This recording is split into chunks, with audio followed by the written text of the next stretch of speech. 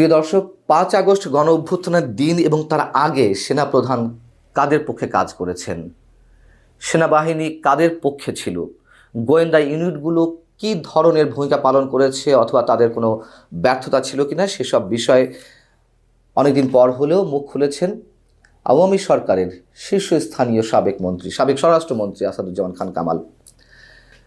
ভারতের প্রভাবশালী গণমাধ্যম ইন্ডিয়ান এক্সপ্রেসকে দেওয়া সাক্ষাৎকারে তিনি সব দায় দেওয়ার চেষ্টা করেছেন সেনা প্রধানের উপরে এবং তিনি বলছেন এটি একটা যৌথ অভ্যুত্থান ছিল, ইসলামী উগ্রবাদী অভ্যুত্থানের সঙ্গে এটি সেনা অভ্যুত্থান হিসেবেও তিনি বিবেচনা করছেন বা মন্তব্য করছেন।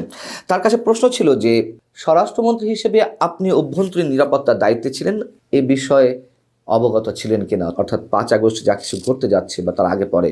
তিনি বলছেন যখন থানাগুলো আক্রমণের শিকার হচ্ছে, পুলিশ কার্যত অকার্যকর হয়ে পড়ে, এমন পরিস্থিতিতে মৃতদেহ সাক্ষী করে তাদের মৃতদেহ গণনা ছাড়া আর কিছুই করার থাকে না। যেখানে পুলিশ সাধারণ জনগণের নিরাপত্তা দেবে, সেই পুলিশের যদি নিরাপত্তাহীনতার মধ্যে পড়ে যায় তাহলে আর কি করার থাকে। তিনি বলছেন যে আমি বলবো সেখানে যৌথ অভ্যুত্থান ঘটানো হয়েছে, ইসলামী উগ্রবাদ এবং সেনাবাহিনীর যৌথ অভ্যুত্থান।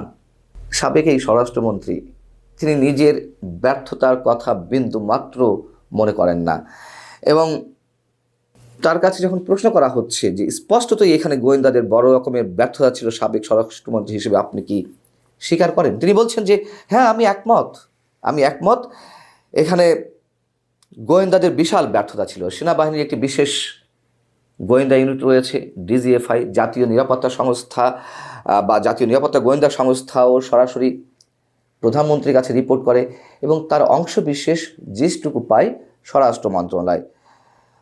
অতএব এখানে তারা যা বলেছে তার থেকে ভুল মেসেজ এসেছে। কিন্তু কেন তিনি ভুল মেসেজ পাওয়ার কথা বলছেন? তিনি সরাসরি যেটি পেয়েছেন সেটুকুই আমরা ভুলে যাচ্ছি। আমাদের নিশ্চয়ই একটি ভিডিওর কথা মনে পড়ে যেটি ভাইরাল হয়েছিল। রাজধানীর ওয়ারিজনের একজন পুলিশ কর্মকর্তা তাকে মোবাইলে ভিডিও ফুটেজ দেখাচ্ছিল এবং বলছিল, স্যার একটা একটা গুলি করি, একটা একটা মরে, বাকিগুলো দাঁড়িয়ে থাকে। তিনি কি নির্বিকার ভঙ্গিতে দেখছিলেন, কি ঘটতে যাচ্ছে তিনি জানতেন না, এটিকে আমাদের বিশ্বাস করতে হবে। এবং সেনাপ্রধান সম্পর্কে তিনি আরও বলছেন যে 4 আগস্ট মধ্যরাত পর্যন্ত আমি তার সঙ্গেই ছিলাম। সাবেক প্রধানমন্ত্রী শেখ হাসিনার সঙ্গে কথা বলছেন, পুলিশের প্রধানও ছিলেন, সেনা প্রধানও সেখানে ছিলেন। তিনি শেখ হাসিনাকে আশ্বস্ত করেছিলেন যে কিছুই হবে না, আমরা পরিস্থিতি নিয়ন্ত্রণ করতে পারবো। সেনাপ্রধান শেখ হাসিনাকে বলেছিলেন আপনার সুরক্ষার দায়িত্ব আমার জিম্মায়। এসব কিছুর সাক্ষী আমি নিজে। আসাদুজ্জামান খান কামাল বলছেন যা তিনি নিজে সাক্ষী। তখন আমি সেনা প্রধানকে জিজ্ঞেস করেছি আপনি কি সম্পূর্ণ দায়িত্ব নিচ্ছেন? তিনি জবাবে হ্যাঁ বলেছিলেন। এরপর আমি আমার অধীনে থাকা পুলিশ প্রধানকে সেনা প্রধানের সঙ্গে স্বাধীনভাবে আলোচনা করার কথা বলেছি, তারা যেন সব স্বাভাবিক করে ফেলে। কিন্তু 5 আগস্ট কি হলো সেটা তো স্বরাষ্ট্রমন্ত্রীর ভালো জানার কথা।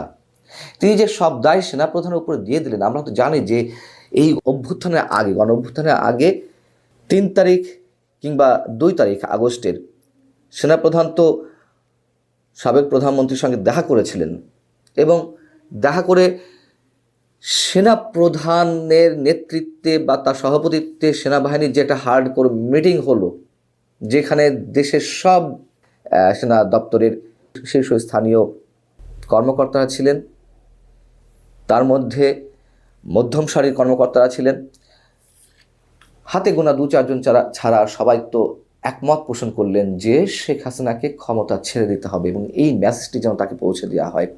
তিনি তো পৌঁছে দিয়েছিলেন। আমি দায়িত্ব নিয়ে বলছি, আমি আমার যে সোর্স সেইখান থেকে, সেই বিশ্বস্ত জায়গা থেকে আমি বলতে পারি তিনি তো দেখা করেছিলেন, তাকে পদত্যাগ করার কথা বলেছিলেন, তিনি পদত্যাগ করতে চাননি। হয়তো 3 তারিখ বা 2 তারিখে এই সিদ্ধান্তটা নিলে শেখ হাসিনাকে এইভাবে চলে যেতে হতো না, যেটি সামাল দিয়া সেনাবাহিনীর জন্য একটা ভয়ঙ্কর বিপদের মতো অবস্থা হয়ে দাঁড়িয়েছিল এবং সামাল দেওয়ার চেষ্টা করলে আরও ভয়ঙ্কর বিপর্যয় নেমে আসতো। যা ঘটেছে তার দ্বিগুণ 3 গুণ। তো সেনাবাহিনী শেখ হাসিনাকে নিরাপদে দেশ ত্যাগের তো ব্যবস্থা করে দিয়েছেন, এটা তো ওপেন সিক্রেট। সেনাপ্রধান যতই বলুন না কেন, তিনি প্রয়োজনের খাতিরে, সময়ের খাতিরে, সময়ের প্রয়োজন তিনি সেটি প্রথম দিকে অস্বীকার করেছিলেন যে আমি কিছুই জানতাম না। কিন্তু এটা আমরা জানি, এটা ছাড়া তার আর কোনো গত্যন্তর ছিল না। পক্ষে বিপক্ষে নানান মতামত গড়ে উঠতে পারে যে তিনি শেখ হাসিনাকে পালিয়ে যেতে সাহায্য করেছেন। কেন করেছেন, তিনি থাকলে কি হতো, আমরা একটু কল্পনা করে দেখতে পারি। সব জায়গায় নীতি কথা চলে না। যাই হোক, তিনি তো কথা রেখেছেন তাহলে যে তার নিরাপত্তা সেনা প্রধানের জিম্মাতেই, এবং তিনি সেই ব্যবস্থাটি করেছেন। এরপরে কয়েকটি অন্য প্রশ্ন ছিল, তার মধ্যে একটি ছিল যে দলের ভুল সম্পর্কে, আওয়ামী লীগের ভুল সম্পর্কে। ইন্ডিয়ান এক্সপ্রেস প্রশ্ন করছে যে আপনার দল কিছু মৌলিক ভুল করেছে যার ফলে ক্ষোভের সৃষ্টি হয়েছে। তিনি বলছেন যে আমি বিষয়টিকে ভুল বলবো না, তবে হ্যাঁ, দল পুনর্গঠনের সিদ্ধান্ত নিতে আমাদের অনেক দেরি হয়ে গেছে, এটাই মূল কথা। 2 বছর পর নতুন নেতাদের আসার কথা ছিল, কিন্তু আমরা যথাসময় নির্বাচন দিতে ব্যর্থ হয়েছে, মানে দলের যে কাউন্সিল। এটা একটা হাস্যকর কথা, একটা হাস্যকর কথা। কারণ হচ্ছে নতুন কমিটি হলেই এইসব ভুল থেকে উত্তরণ করা যেত। নতুন কমিটি হলে কি হতো, হয়তো সাধারণ সম্পাদক জায়গায় ওবায়দুল কাদের পরিবর্তন হয়ে অন্য কেউ আসতেন, নয়তো ওবায়দুল কাদেরই থাকতেন। তারা কি শেখ হাসিনার বাইরে কোনো মন্তব্য করার কোনো ক্ষমতা তাদের ছিল? তারা তো সবাই তেলের ড্রাম নিয়ে বসতেন, শেখ হাসিনা যা বলতেন জি হুজুর করতেন।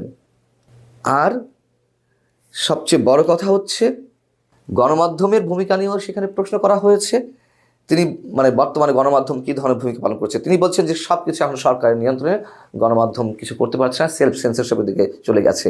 এই কথাগুলো তাদের সরকারের সব মনে ছিল না? গণমাধ্যম কী অবস্থায় চলে গেছে, গণমাধ্যমের উপরে কতটা খরম নেমে আসতো, আওয়ামী লীগের বিরুদ্ধে কিছু বললেই, সমালোচনা করলেই তখন গণমাধ্যমের সাংবাদিকরা কী পরিমাণ সেলফ সেন্সরশিপের মধ্যে চলে গিয়েছে। এখনও গণমাধ্যম অবশ্যই সেলফ সেন্সরশিপের মধ্যে রয়েছে। অনেক ক্ষেত্রে সাংবাদিকরা ভয়ে মুখ খুলতে পারছে না, লিখতে পারছে না, কথা বলতে পারছে না, সত্য কথা। কিন্তু সব এখনকার দায়িত্ব, মানে এখনকার সব কিছুর জন্য অন্য কাউকে দায়ী করা হবে, আর তাদের সময় কিছুই ছিল না, সেই বিষয়টি তো উল্লেখ করতে হবে। ইসলামী উগ্রবাদের একটা অভ্যুত্থান অনেকে বলেন, আমি নিজেও তা মনে করি এর পিছনে একটি গভীর ষড়যন্ত্র ছিল। 5 আগস্টে যে গণ অভ্যুত্থান, আমি এখনও শুধু গণ অভ্যুত্থানই বলছি, আমি সেনা অভ্যুত্থান, ইসলামী অভ্যুত্থান হয়তো ছিল, সেনা অভ্যুত্থানের পক্ষে আমি নই এই শব্দটির সঙ্গে। কিন্তু পিছনে যে কনস্পিরেসি থেকে থাকুক, সুদূর প্রসারী গভীর ষড়যন্ত্র যতই থেকে থাকুক, সাধারণ মানুষ তো ইনভলভড হয়েছিল। লাখ লাখ মানুষের সমাগম ঘটেছিল, রাজপথে নেমে এসেছিল, তার আগে থেকেই নামা শুরু করেছে, শুধু 5 আগস্ট নয়।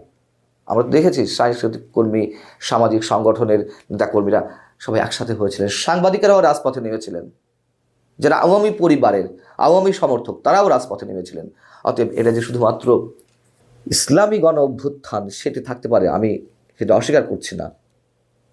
ইসলামী উগ্রবাদীদের একটা ষড়যন্ত্র থাকতেই পারে, কিন্তু গণ অভ্যুত্থান ছিল না এই শব্দের সঙ্গে যদি কেউ একমত না হন,